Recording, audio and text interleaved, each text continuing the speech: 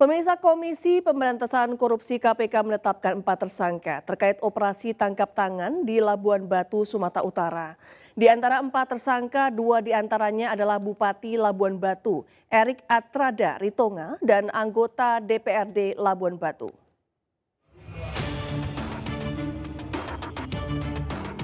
Pasca operasi tangkap tangan di wilayah Labuhan Batu, Sumatera Utara, Komisi Pemberantasan Korupsi KPK menetapkan 4 orang sebagai tersangka. Keempat orang tersangka tersebut adalah Bupati Labuhan Batu, Erik Atrada Ritonga, anggota DPRD Labuhan Batu, Yudi Syahputra Ritonga, serta 2 orang dari pihak swasta, yaitu Effendi Sahputra dan Fajar Syahputra. Dalam operasi tangkap tangan di Labuhan Batu, KPK menangkap 10 orang, mulai dari Bupati, anggota DPRD, hingga Kepala Dinas.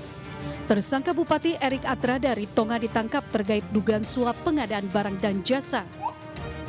Berdasarkan informasi, terdapat uang ratusan juta rupiah yang disita dalam OTT Bupati Labuhan Batu, serta sejumlah pecahan mata uang asing. Turut diamankan dalam kegiatan tangkap tangan ini sejumlah sekitar 551 juta rupiah sebagai bagian dari dugaan penerimaan sementara ini yang disepakati yang kami temukan sekitar 1,7 miliar. Untuk selanjutnya, para pihak yang diamankan beserta barang bukti dimaksud dibawa ke gedung KPK untuk dilakukan permintaan keterangan. Dari Jakarta, Tim Liputan iNews melaporkan. Seorang pemuda yang bekerja sebagai buruh pabrik di Kabupaten Tangerang, Banten ditangkap polisi lantaran mencabuli bocah berusia 15 tahun. Tragisnya aksi bejat tersebut dilakukan sebanyak 15 kali hingga korban mengalami trauma berat. Tersangka SN langsung digelandang aparat Polresta Tangerang untuk menjalani pemeriksaan tim penyidik. Sebelumnya pemuda yang bekerja sebagai buruh pabrik ini ditangkap lantaran tega mencabuli anak berusia 15 tahun di Kecamatan Balaraja, Kabupaten Tangerang, Banten. Tersangka mengaku aksi bejatnya sudah dilakukan sebanyak 15 kali sejak September 2023. Modusnya dengan menuduh korban pernah melakukan hubungan badan dengan beberapa mantan kekasihnya. Korban yang membantah diminta untuk membuktikan dengan melakukan hal serupa kepada tersangka. Kasus ini terbongkar setelah orang tua korban curiga anaknya mengalami perubahan sikap akibat trauma. Mengetahui anaknya telah dicabuli, orang tua korban langsung melaporkan SN ke Polresta Tangerang. Dan kami pun tidak akan berhenti sampai sini, tetap kami melindungi hak daripada si korban untuk mendapatkan konseling dari P2 P2A. Kemudian kami pun akan terus menggali terus apa yang menjadi fakta-fakta lebih lanjut kepada si tersangka. Untuk mempertanggungjawabkan perbuatannya, tersangka kini mendekam di sel tahanan Polresta Tangerang. Tersangka akan dijerat Undang-Undang Perlindungan Anak dengan ancaman hukuman maksimal 20 tahun penjara. Dari Kabupaten Tangerang, Aimarani iNews melaporkan. Viral sejumlah juru parkir di Jalan Tunjungan Surabaya terlibat keributan dengan petugas Dinas Perhubungan. Keributan terjadi setelah juru parkir menolak penerapan pembayaran retribusi parkir menggunakan kris karena dianggap mengurangi pendapatan harian para jukir. Pokoknya anu kris lo, hujar sampai kira. Inilah video amatir viral yang merekam keributan antara juru parkir dengan petugas Dinas Perhubungan yang mensosialisasikan program baru pembayaran retribusi parkir tepi jalan umum menggunakan kris. Penerapan kris ini menimbulkan penolakan dari para juru parkir di sepanjang Jalan Tunjungan Surabaya karena dianggap menurunkan pendapatan harian para jukir.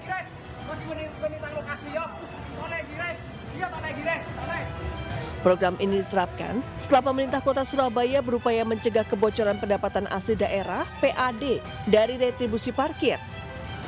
Dinas Perhubungan sendiri menawarkan pembagian sebesar 20% hingga 35%. Namun, perwakilan jukir masih menolaknya. Lho tukang parkiran kudune yo jelas, lek dhewe 400.000 dipotong 400, dapatnya 400.000. Jangan 400.000 terus dipotong. Disupe piro mungkin. si Ani Piro kan nggak begitu. Para jukir berharap adanya audiensi atau pertemuan lanjutan dengan pemerintah kota dan juga wali kota Surabaya untuk mencari solusi terbaik terkait sistem retribusi parkir berbasis digital di kota Surabaya. Dari Surabaya, Yuda Prawira, iNews melaporkan. Pemirsa, diduga mengalami korsleting listrik di bagian mesin. Sebuah mobil terbakar di Toljor, TB Simatupang, Jakarta Selatan.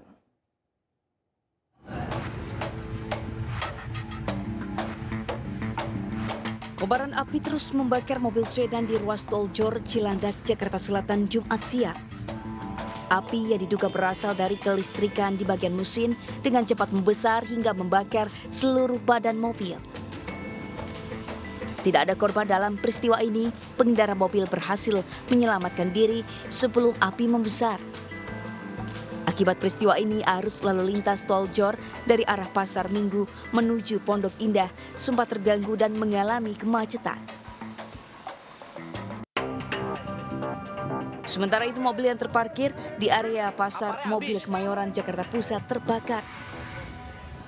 Besarnya kobaran api juga membakar dua mobil lain yang berada di sebelahnya. Diduga api berasal dari puntung rokok yang dibuang sembarangan oleh orang tak dikenal sehingga memicu kebakaran di bagian depan mobil. Saya takutnya orang lewat lempar dia punya puntung rokok. Di sini kan ada kisi-kisi ini, Pak. Masuk di bawah kisi-kisi kan busa ke mesin yang dari itu. Meski sempat menyambar kedua mobil lain, namun beruntung api berhasil dipadamkan para pedagang meski mobil naas tersebut telah hangus terbakar. Tim Liputan iNews melaporkan. Pemirsa, sebuah lapak limbah di Priuk, Kota Tangerang terbakar hebat. Kebakaran diduga akibat warga membakar sampah di sembarang tempat lalu merembet ke bangunan di sekitarnya.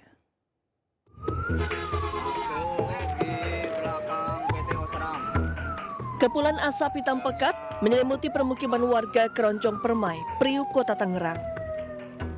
Kepulan asap tersebut akibat terbakarnya lapak barang bekas yang lokasinya tak jauh dari permukiman warga. 12 unit mobil pemadam dikerahkan untuk melokalisir kobaran api agar tidak merembet ke permukiman warga. Setelah 2 jam, akhirnya api berhasil dipadamkan. Kebakaran terjadi diduga akibat ada warga yang membakar sampah dan merembet ke bangunan di sekitarnya. Dugaan sementaranya apa, Pak? Dugaan sementara adanya bakaran sampah pada saat menjelang sholat Jumat, sehingga sampah tersebut tidak bisa dipadamkan, merembet ke bangunan yang lain. Tidak ada korban jiwa dalam peristiwa ini, namun kerugian ditaksir mencapai ratusan juta rupiah. Dari Tangerang, Banten, Sukron, iNews melaporkan. Hampir seluruh sekolah di 6 kecamatan di wilayah Kabupaten Musi Rawas Utara, Sumatera Selatan terendam banjir akibat luapan Sungai Rupit dan Sungai Rawas. Pemerintah kabupaten terpaksa meliburkan sementara kegiatan belajar di seluruh wilayah Kabupaten Muratara. Mudah-mudahan tidak sampai. Dari data Dinas Kependidikan Kabupaten Muratara, Sumatera Selatan, 30 sekolah di 6 kecamatan di Kabupaten Muratara terendam banjir. 30 sekolah diantaranya adalah 22 sekolah dasar, 8 sekolah menengah pertama diliburkan dari proses belajar mengajar. Sedangkan 6 kecamatan yang terendam banjir yaitu Kecamatan Rupit, Kecamatan Karangjaya, Karangdapo, Rawas Ilir, Ulu Rawas, dan Kecamatan Rawas Ulu. Dinas beliau juga sudah masuk. Nah, rumah dinas saya juga sudah jadi tempat penampungan juga sudah masuk, tapi belum sampai ke dalam. Baru di luar. Tapi kami akses keluar rumah sudah kena banjir. Sekolah anak-anak ya juga sama, harus yang terdampak banjir harus diliburkan. Ada berapa banyak? Nggak bisa sekolah. Sekarang hampir 6 kecamatan itu seluruh. Meskipun banjir menggenang puluhan ribu rumah warga dan fasilitas umum lainnya, namun tidak menimbulkan korban jiwa. Dari Muratara, Sumatera Selatan, Sudirman, iNews melaporkan. Diduga tidak kuat menahan beban usai diguyur hujan deras, atap bangunan sekolah menengah pertama di Kabupaten Cirebon, Jawa Barat ambruk. Atap bangunan yang roboh menimpa 6 siswa yang tengah belajar hingga luka-luka.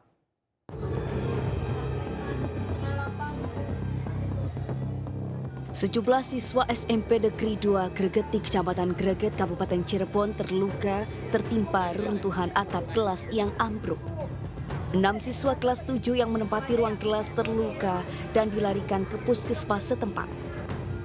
Umumnya siswa menderita luka ringan di kepala, tangan, dan pundak karena tertindih material bangunan. Beruntung, meski kerusakan cukup parah, namun tidak sampai menimbulkan korban jiwa. Atap bangunan yang ambruk diduga karena penopang yang terbuat dari baja ringan tidak mampu menahan beban berat dari genteng usai diguyur hujan deras pada Jumat dini hari. Ada korban 6 orang ya, 6 orang alhamdulillah tapi sudah luka ringan sudah kembali ke rumah masing-masing. Konstruksinya adalah menggunakan baja ringan tetapi gentengnya itu menggunakan genteng letong, sehingga itu bebannya mungkin tidak sebanding gitu. Apalagi tadi malam hujan besar, jadi mungkin kena juga. Untuk kegiatan belajar mengajar, para siswa yang kelasnya ambruk akan tetap beraktivitas di sejumlah kelas lainnya. Dari Cirebon, Jawa Barat, Iskandar iNews melaporkan.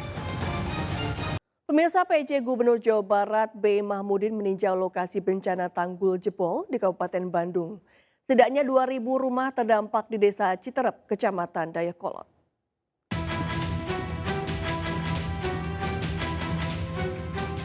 PJ Gubernur Jawa Barat B. Mahmudin tinjau lokasi bencana tanggul jebol di Kabupaten Bandung. Setidaknya 2.000 rumah terdampak di Kampung Lumajang Pentas, Desa Citerep, Kecamatan Dayakolot. Warga terdampak terpaksa harus mengungsi ke SMPN 1 Dayakolot. Sementara warga lainnya yang rumahnya masih aman dari genangan air memilih bertahan. Kapolresta Bandung, Kombes Pol Kusworo Wibowo menjelaskan pihaknya terus melakukan patroli untuk membantu warga. Polresta Bandung pun menerbangkan drone dengan membawa tulisan berisikan nomor call center 110 bagi warga yang membutuhkan bantuan. Hingga saat ini petugas evakuasi masih melakukan perbaikan tanggul Sungai Gede yang jebol akibat derasnya hujan pada Kamis sore kemarin. Sebelumnya Bey juga meninjau lokasi banjir bandang akibat tanggul jebol di Gang Avandi, Jalan Braga, Kota Bandung. Sekitar 400 kepala keluarga dan ratusan rumah terendam banjir disertai lumpur dan sampah. Selain itu warga membutuhkan makanan dan selimut lantaran seluruh harta benda mereka hanyut terbawa arus. Yang kasihan ya tetangga saya itu kan bajunya pada hancur, baju sekerok seragam, barang-barangnya beras-berasnya kan pada habis. Itu yang di sebelah. Sampai sekarang masih benahi rumah, soalnya lumpurnya masih segini bang. Bukan rumah. Sementara tanggul yang jebol saat ini sedang diperbaiki dan ditargetkan selesai pada hari ini. Warga dihimbau untuk tetap waspada dan mengikuti instruksi pemerintah mengingat curah hujan di Bandung saat ini masih tinggi. Saya dengan Pak PJ Wali Kota Bandung, Pak Bambang, melihat dan nanti akan dibantu untuk perbaikan dari pemerintah Kota Bandung. Dan yang utama adalah dalam beberapa waktu ke depan ini, hujan dengan intensitas lebat dan sangat lebat diperkirakan akan terjadi di Jawa Barat ini khususnya. Dan oleh karena itu masyarakat harus berhati-hati. Dalam peristiwa banjir bandang yang terjadi pada Kamis sore kemarin, 857 warga terdampak dan harus mengungsi. Di samping itu, saat ini tanggul masih dalam perbaikan meski diprediksi hujan lebat akan kembali terjadi. Dari Bandung, Jawa Barat, Ervan David, iNews melaporkan. Seekor ular sanca sepanjang 4 meter ditemukan bersarang di plafon rumah warga di Ciracas, Jakarta Timur. Evakuasi yang dilakukan petugas damkar berlangsung dramatis lantaran ular melakukan perlawanan.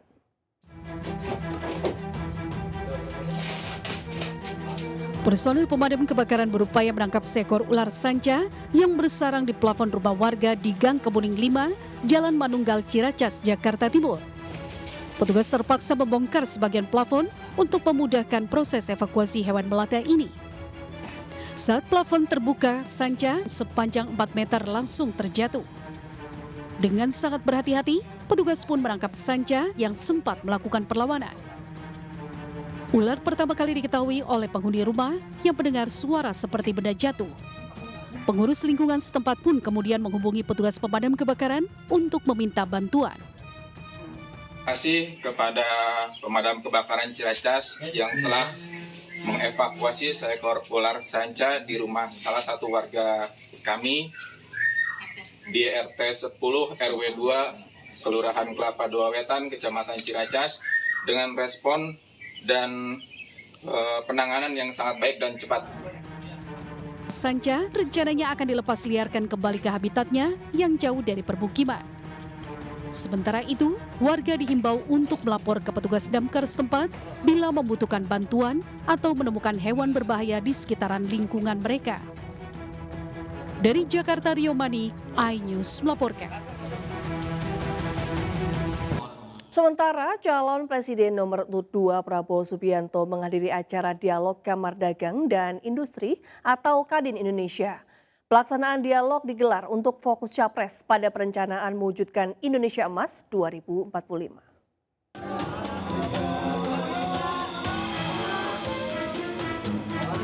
Calon presiden nomor urut 2 Prabowo Subianto menghadiri acara dialog Kamar Dagang dan Industri Kadin Indonesia di Jakarta Theater.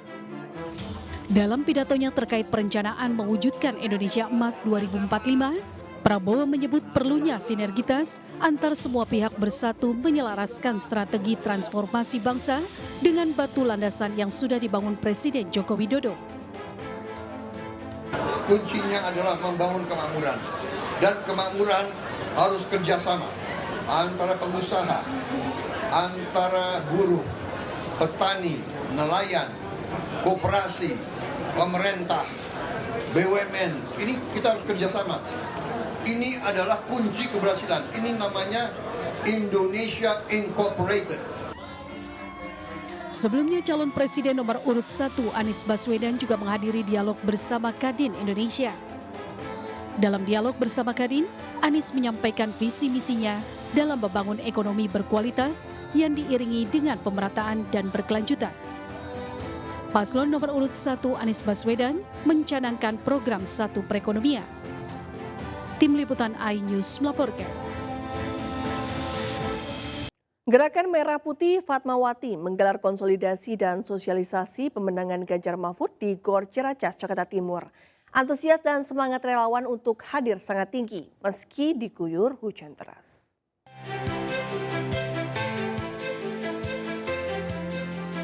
Wakil Ketua Tim Pemenangan Nasional Ganjar Mahfud TGB Zainul Majdi hadir dalam sosialisasi dan konsolidasi Gerakan Merah Putih Fatmawati GMPF. GMPF berkumpul demi pemenangan Capres-Cawapres nomor urut 3 Ganjar Pranowo dan Mahfud MD.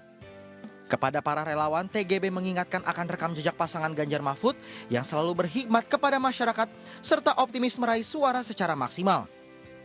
Kami sebenarnya dari Ganjar Mahfud tidak terlalu banyak bicara, tidak terlalu banyak menyampaikan konsepsi yang sifatnya mengawang-awang, tapi kami menyampaikan rekam jejak ya, dari Pak Ganjar dan Pak Mahfud. Ketika mereka berkhidmat di ruang publik, mereka memberikan yang terbaik untuk seluruh masyarakat. Dan itu modal yang luar biasa untuk memimpin Indonesia kelak insya Allah. Acara sosialisasi dan konsolidasi GMPF ini juga dihadiri oleh anggota Watim Pres Sidarto Danu Subroto dan Ketua GMPF Hildawati Hasandin. Dari Jakarta, Nur Aryadin, iNews melaporkan. Temuan Pusat Pelaporan Analisis Transaksi dan Keuangan PPATK terkait adanya aliran dana sebesar 195 miliar rupiah ke 21 bendahara parpol yang berasal dari luar negeri.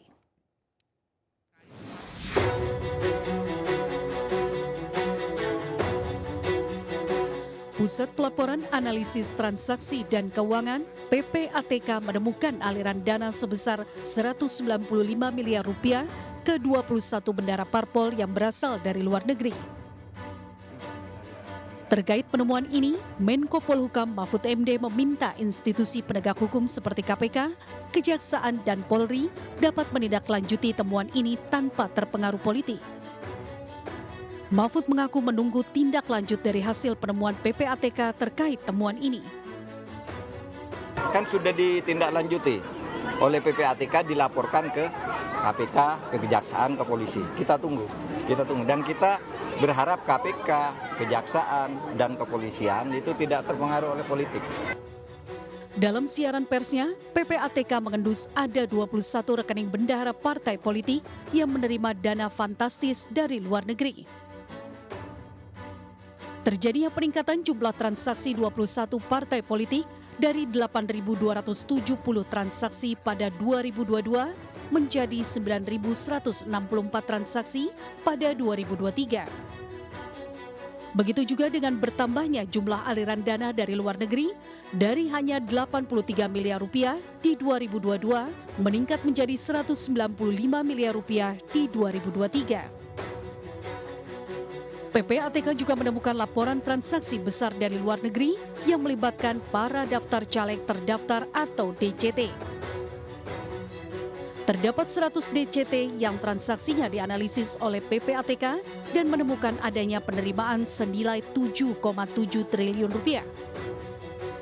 Yang bisa kami lakukan adalah menjaga proses demokrasi ini tidak tercemari dengan dari uang-uang yang berasal dari hasil tindak pidana. Karena kita benar-benar menginginkan bahwa ini dilakukan secara luber dan jurdil dan PPATK terus melakukan upaya sesuai dengan tusi dan kewenangannya.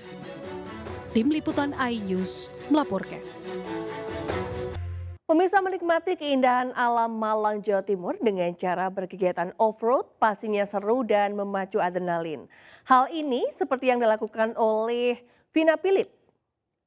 Berikut liputannya.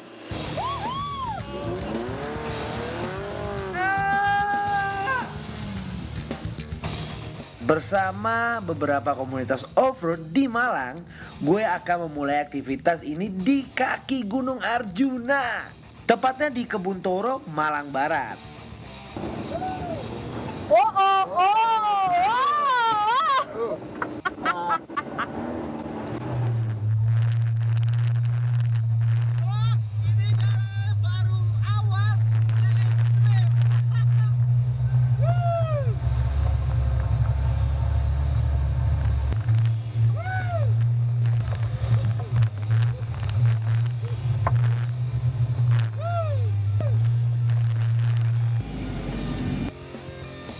Oke, jalur pertama Tigers.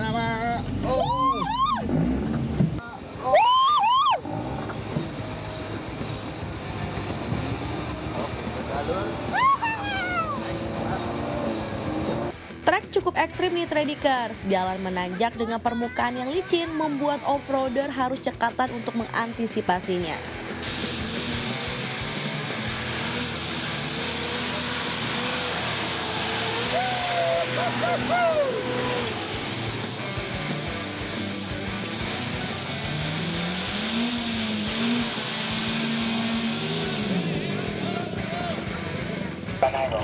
Santai. I get it. Mundur. Oke.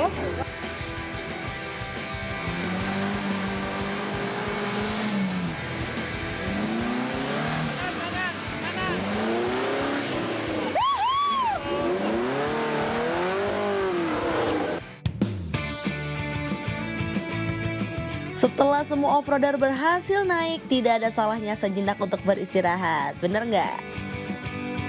Bener juga, Vin. Capek juga ya tadi. Nanti setelah seger, kita gaspol lagi.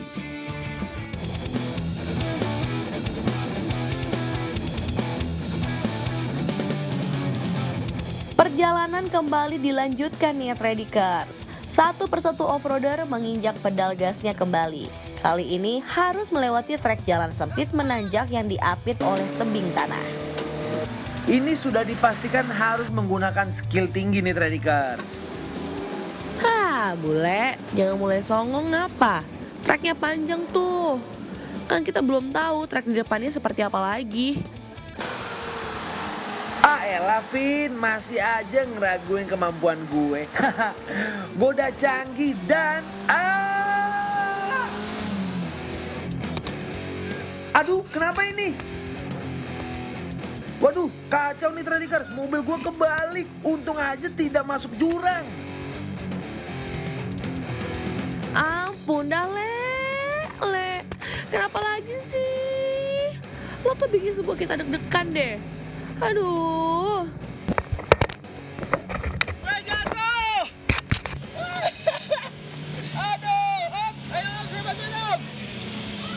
Astaga, Le. Oh my God. Iya maaf, nggak maksud hati, tapi bantuin ya teman-teman balikin mobil gue, please. Hei! Ya gue nggak tahu tiba-tiba begini. Tahan ya. Tahan. Coba ini berat banget. Ya, terus. Kalem aja. Iya, gue tahan. Ayo, terus. Nanti ditambahin. Jadi gini loh, Masnya itu mimpi burung jadi navigatornya si Bule gitu. Mimpi Enggak, apa? gue sengaja trading cars biar dia ingat selalu sama gue. Yoi, dan gue personal Ladislao mengucapkan terima kasih buat teman-teman Sas, Tawon Rimba, dan Setan Alas. Woo! Travel lagi.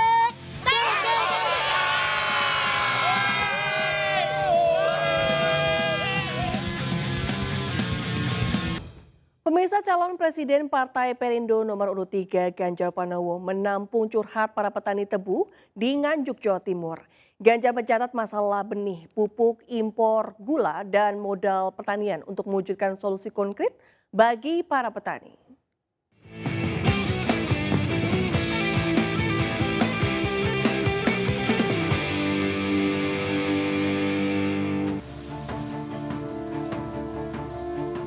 Calon Presiden Partai Perindo nomor urut 3 Ganjar Pranowo bertemu dan berdialog bersama para petani tebu di Nganjuk, Jawa Timur.